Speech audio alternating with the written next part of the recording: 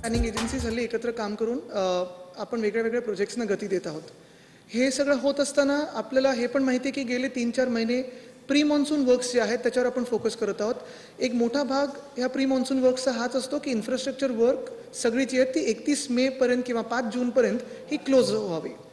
आता ह्याच्यात मेच्या शेवटच्या महिन्यामध्ये आम्ही सतत आढावा जास्ती घेत असतो, पण त्याच्या आधी देखील मागच्या महिन्यात मला वाटतं मुख्यमंत्री महोदयांनी सर्व एजन्सीजबरोबर बैठक घेतलेली, या महिन्यात देखील घेतली आणि आता मी घेत आहे की सगळ्या ज्या एजन्सीज आहेत ज्यांचे मेट्रोची कामं असतील, अंडरग्राऊंड मेट्रो असतील, ओव्हरहेड मेट्रो असतील, BMCचे असतील किंवा MSRDC MMRDची फ्लायओव्हरची कामं असतील, coastal road south bound north bound, Worli Sewri connector आहे, MTHL आहे, GMLRची कामं आहेत, ही सगळी कामं जी आहेत मुंबईत खूप मोठ्या संख्येत कामं सुरू आहेत इन्फ्रास्ट्रक्चरची. आणि दुसऱ्या बाजूला आपण बघत असाल की हाऊसिंग सोसायटीज असतील, बिल्डिंग्स असतील, ह्यांची डेव्हलपमेंट रिडेव्हलपमेंट चालू आहे. आता हे सगळं होत असताना मुंबईत अनेक प्रश्न उपस्थित होत असतात. फ्लडिंग स्पॉट जे उपस्थित झालेले मागच्या वर्षी त्याच्यातून मला वाटतं ऑलमोस्ट 90% आपण फ्लडिंग स्पॉट्स कंट्रोल करू शकलेलो आहे. तरी देखील काही फ्लडिंग स्पॉट्स अजून ॲड्रेस व्हायचे आहेत. पॉटहोलची जी परिस्थिती असते, रस्त्यांची जी कामं आहेत ते असेल, नाले सफाई असेल किंवा ट्री ट्रिमिंग असेल, ह्याच्यावरच एकंदर आढावा घेतला. मुख्य गोष्ट हीच आहे की आमचे जे असिस्टंट कमिशनर सगळे ऑन ग्राउंड काम करत असतात त्यांना पुन्हा एकदा आम्ही सगळ्यांनी सूचना दिलेल्या आहेत की पॉटहोल मॅनेजमेंट सिस्टम असेल, लोकांकडून फीडबॅक असेल, होणारी आत्ताची जी रस्त्याची कामं आहेत ती वेळेत कंप्लीट होणं असेल, स्टॉर्म वॉटर ड्रेन असेल, बॉक्स ड्रेन असेल, ह्याची कामं असतील ती पूर्णपणे क्लोज व्हावी. ट्रेंचिंग आता आजपासून म्हणजे ह्या मेच्या एंडपासून साधारणपणे सप्टेंबर एंड ऑक्टोबरपर्यंत होऊ नये. नवीन काम उघडायची असतील तर नोडल एजन्सी असावी. ह्या सगळ्या गोष्टींवर आज चर्चा झाली.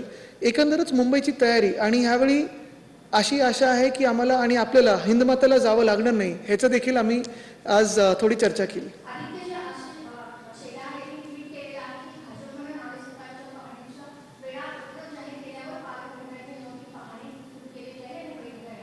मी त्यांचं ट्विट बघितलं नाही आणि मी त्यांना उत्तरही देऊ इच्छित नाही, कारण टीका टिप्पण्या आरोप हे सगळे होत असतात. कोणी चांगलं कन्स्ट्रक्टिव्ह काही सूचना दिल्या, आज पण त्यांची जर पाहणीमध्ये चांगलं त्यांना काही सुचलं इतर त्यांचे आरोप सोडून, तर त्यांना आम्ही नक्की ते त्यांची जे सूचना असतील ते आम्ही त्याच्यावर कारवाई करू.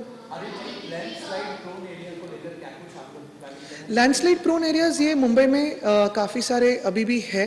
अगर आप देखें तो पिछले समय भी जहाँ लैंडस्लाइड हुई थी, ऐसे नहीं है कि लैंडस्लाइड रिटेंशन वॉल्स नहीं थे. हम तीनों जो स्पॉट्स पे गए, आप भी हमारे साथ थे, तीनों स्पॉट्स पे रिटेंशन वॉल्स है, स्ट्रॉन्ग वॉल्स थे, लेकिन जो फोर्स था नेचर का वो इतना था कि वो लैंडस्लाइड वॉल्स तोड़ के बाहर आए. कई जगह ऐसे भी है कि जो वहाँ स्लम सोसाइटीज़ बनी हुई है, वहाँ काफ़ी हैबिटेशन है, जाना वहाँ दिक्कत की बात होती है. तो हमारी बात यही चल रही है, म्हाडा से हो, SRA से हो, कि उसको कैसे वहाँ से निकाला जाए. अगले 2-3 सालों का ये एक प्रोग्राम है. लेकिन अभी के लिए हमारे पास जो भी डिज़ास्टर मैनेजमेंट से जो भी हाई रिस्क एरियाज़ आए थे, DPC से हो या अर्बन डेवलपमेंट डिपार्टमेंट से हो, हमने जितना फंड था उतना PWD को दिया हुआ है. वर्क ऑर्डर्स निकले हुए हैं, काम शुरू हुआ है. हाँ, ये है कि हमें सतर्क रहना पड़ेगा, क्योंकि इस बार अगर आप देखें तो समर्स एक्सट्रीम रहे, विंटर्स एक्सट्रीम रहे, शायद मॉनसून्स एक्सट्रीम हो सकते हैं. लेकिन पूरी तैयारी है कि अगर कोई ऐसे आपत्ति आए तो उसमें हमारे रिस्पॉन्स क्या होना चाहिए, हानि कम से कम कैसे हो, उस पर भी हमारी तैयारी जारी है. NDRF से है, SDRF से है, लेकिन BMC की भी जो डिजास्टर मैनेजमेंट की यंत्रणा है उससे भी हम पूरी सतर्कता में हम रहेंगे.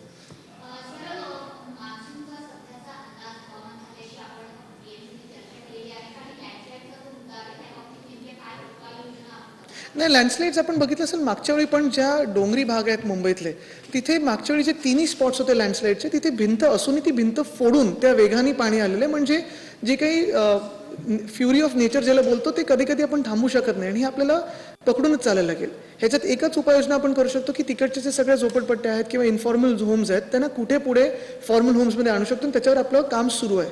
पण हे होत असताना आत्ता देखील यावर्षी 62 कोटीचा फंड जो आहे, ज्या कुठच्याही आमदारांनी मागितला, पक्ष न बघता आम्ही तो वितरित केलेला आहे. एकच त्याच्यात आम्ही मीटर ठेवलेलं रेटिंगचं की डिझास्टर रिस्क कुठची जास्ती आहे, ते आम्ही BMCचं जे डिझास्टर मॅनेजमेंट रिस्कचं आम्ही जे काही हे केलेलं असेसमेंट त्याच्यातून आम्ही ते एरियाज घेतलेले आहेत. आणि ह्यावर्षी देखील DPCमध्ये जिथे जिथे उरलेली कामं असतील त्याला पण आम्ही पूर्ण फंड देऊ.